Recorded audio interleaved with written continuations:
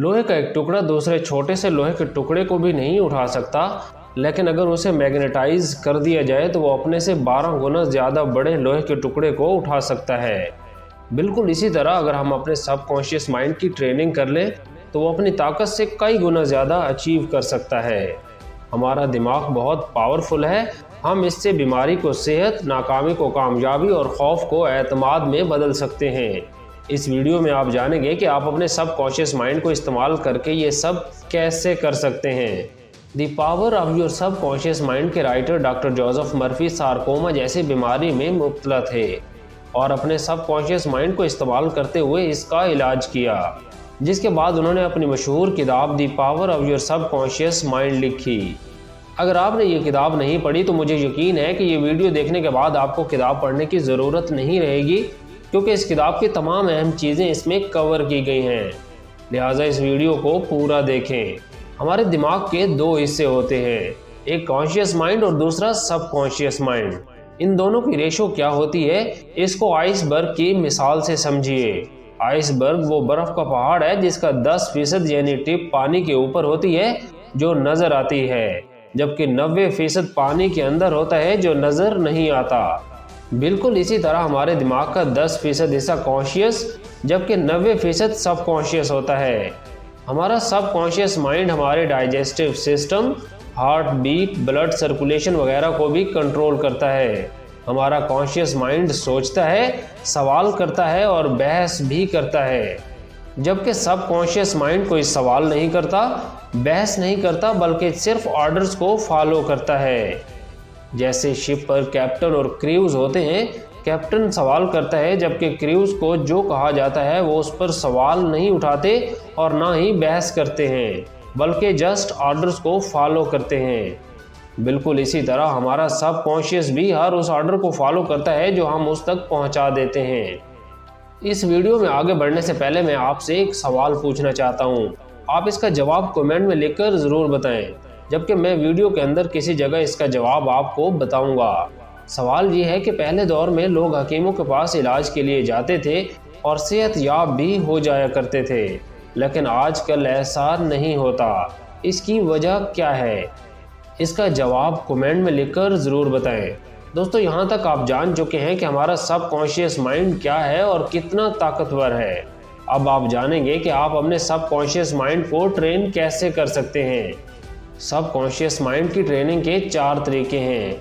Number 1 is auto suggestion और affirmation. हम अपने सबकॉन्शियस माइंड को ऑटो सजेशन के ज़रिए ट्रेन कर सकते हैं। ऑटो सजेशन का मतलब है हम बार बार अपने आप से क्या बोलते हैं। जब हम बार बार अपने आप से कुछ बोलते हैं तो हम उस पर यकीन करने लगते हैं। आप जितना किसी चीज़ को रिपीट करते हैं वो उतना आपके सबकॉन्शियस माइंड में चली जाती है। जैसे जब हम कोई काम सीखते हैं तो शुरू में कॉन्शियसली करते हैं, यानी हर चीज़ को ध्यान से करते हैं, लेकिन जब थोड़ी सी प्रैक्टिस हो जाए तो वो सबकॉन्शियसली होने लगती हैं। मिसाल के तौर पर जब कोई ड्राइविंग सीखता है तो शुरू में बड़ी सोच समझ के गाड़ी चलानी पड़ती है, लेकिन जैसे जैसे आप प्रैक्टिस करते हैं आपको ड्राइविंग पर ध्यान देने की ज़रूरत नहीं रहती। आप जितना किसी चीज़ को रिपीट करते हैं वो उतना आपके सबकॉन्शियस माइंड में ट्रांसफ़र होती जाती है। स्कॉटलैंड के डॉक्टर जेम्स एस डेले ने 1843 से 1846 तक 400 से ज़ायद ऑपरेशंस किए और उस वक्त तक एनेस्थीसिया दरियाफ्त नहीं हुआ था।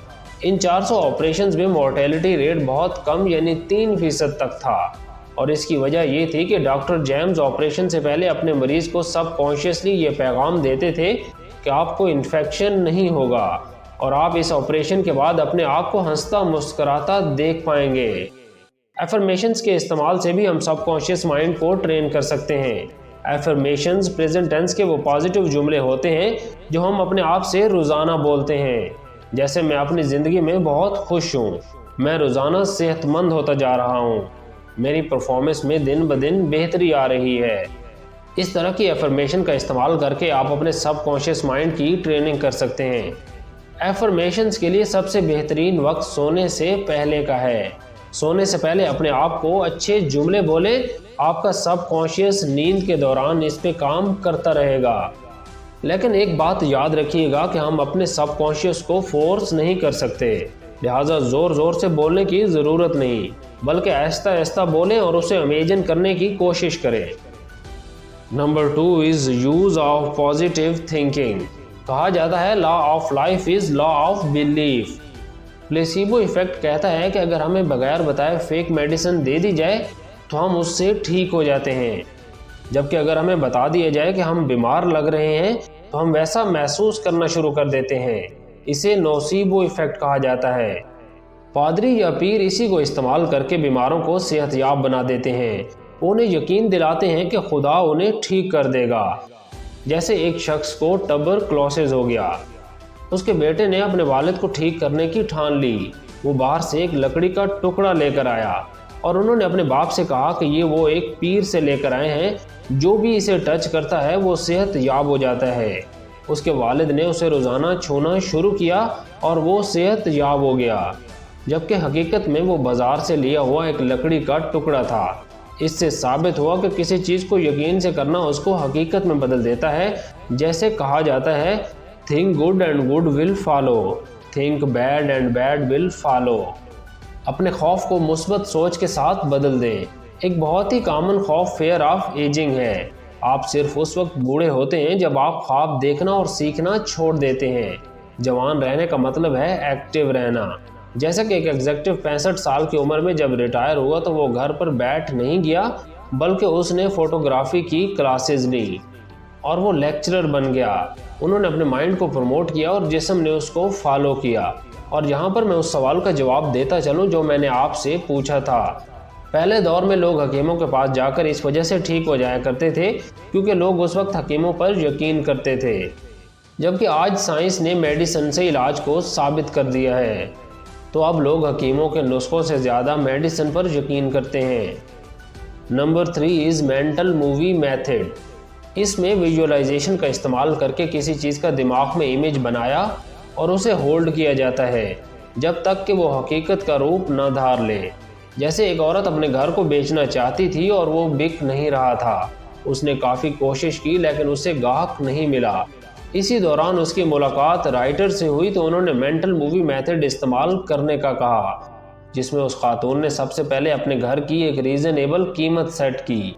फिर रोज़ाना सोने से पहले ऐसे विजुअलाइज करना शुरू किया जैसे उसका घर सेल होने के डॉक्यूमेंट्स पर वो साइन कर रही हैं और वो बहुत खुश हैं। जैसे ही उनके सबकॉन्शियस तक एक स्ट्रॉन्ग मैसेज पहुंचा, उसने उसे ख़रीदार से मिला दिया। यूं उसका घर सेल हो गया। एक इंडियन मूवी का मशहूर डायलॉग है कि अगर किसी चीज़ को दिल से चाहो तो पूरी कायनात उसे तुमसे मिलाने की कोशिश में लग जाती है। बिल्कुल इसी तरह एक ऑस्ट्रेलियन लड़का डॉक्टर बनना चाहता था, लेकिन एक गरीब फैमिली से ताल्लुक़ होने की वजह से वो मेडिकल की फ़ीस पे नहीं कर सकता था। वो रोज़ाना सोने से पहले ये इमेजिन करते थे कि वो डॉक्टर बन चुके हैं और डिप्लोमा उनकी दीवार पे लटक रहा है। एक दिन उस इलाके के डॉक्टर ने उन्हें अपने क्लिनिक में काम पर बुला लिया। उनके काम को देखते हुए उन्हें इक्विपमेंट को स्टेरिलाइज करने की जिम्मेदारी सौंप दी गई। उन्होंने ये इतनी खुशअस्लूबी से सरअंजाम दिया कि डॉक्टर ने खुश होकर उनकी मेडिकल डिग्री के लिए फंडिंग देने का ऐलान कर दिया और यूँ वो डॉक्टर बन गए। मॉरिस ई गुडमैन, जिनको मिरेकल मैन कहा जाता है, एक प्लेन क्रैश में वो वाहिद आदमी थे जो जिंदा बच गए थे। उनकी 113 हड्डियां फ्रैक्चर हुई। उन्होंने फैसला किया कि वो क्रिसमस तक खुद चलकर अस्पताल से घर जाएंगे। वो 8 महीने तक ये काम करते रहे और फिर दुनिया ने देखा कि वो खुद चलकर घर गए। जब तक आप अपने सबकॉन्शियस तक पैगाम पहुंचा नहीं देते, उस वक्त तक कुछ नहीं होता। इस तरह एक जॉब होल्डर ने राइटर से शिकायत की कि वो हमेशा जॉब पे अच्छा परफॉर्म करते हैं लेकिन उन्हें आज तक रिकग्नाइजेशन नहीं मिली। मेरा बॉस मुझे बुरा समझता है और बुरी तरह ट्रीट करता है। तो राइटर ने उससे पूछा कि आप अपने बॉस के बारे में कैसा फील करते हैं। उन्होंने जवाब दिया, मुझे उन पर गुस्सा आता है।